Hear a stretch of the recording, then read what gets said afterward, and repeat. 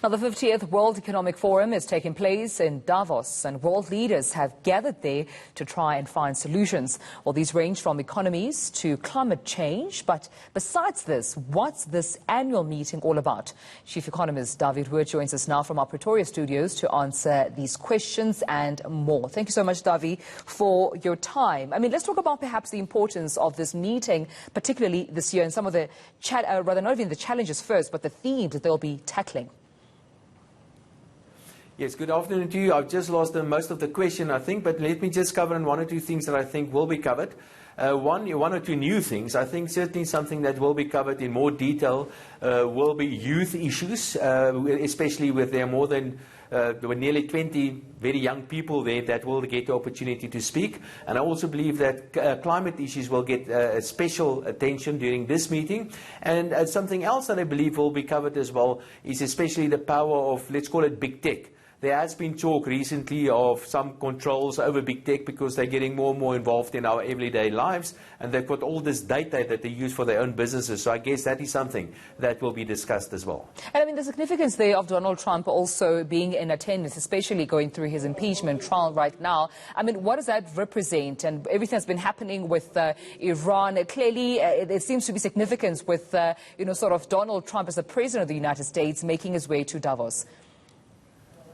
Yes, and in fact, if I'm not mistaken, he's spoken already. And of course, knowing Donald Trump, he put quite a lot of emphasis on this amazing, wonderful deal that they have achieved with the Chinese and while the American economy is doing. But I think what we will also see is that the international leaders, especially Donald Trump, will try to see if they can calm some of the recent tension that we've seen, especially in the Middle East, because that I guess will be one of the main topics of discussion as well. Geopolitical tensions, especially coming from the Middle East. But I believe that most of the international leaders will try to soothe some of those tensions in some way or the another. And David, just in terms of Africa now as a continent, what do you think its contribution will be, given that this is just at the backdrop of the UK-Africa summit, which happened very recently, and the South African delegation led by Minister Tito Mboweni is also making its way there. They've arrived already. But what important or other significant pointers do you think Africa will be bringing to this conversation?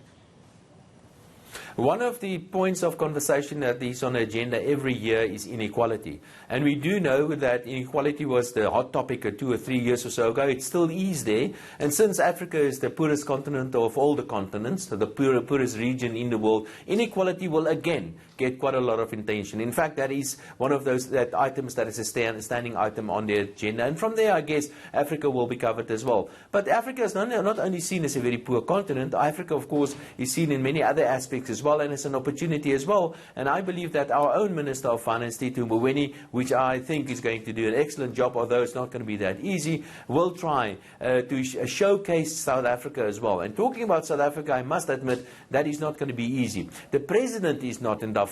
There are many rumors on why the president is not there, but Tito Mboweni is without a doubt a very good alternative for South Africa to be sent there.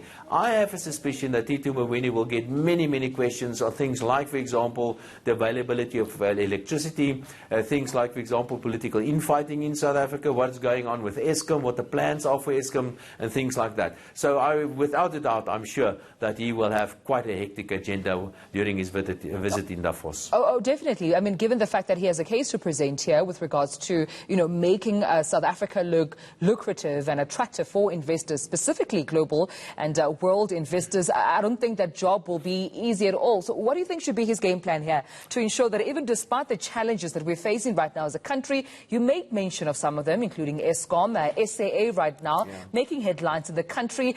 Perhaps what should be his game plan?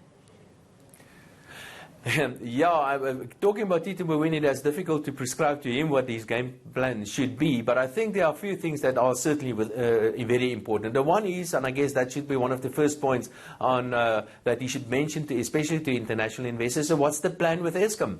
And there are two questions around Eskom. The one is, will there be enough electricity, and what sort of plans have been put in place to make sure there is enough electricity? The second question around Eskom is, where's the money going to come from? Because Eskom is totally unsustainable financially, and it's the Minister of Finance, he will have to make some sort of plan. So those are the Eskom questions, and they will be there. I am absolutely convinced.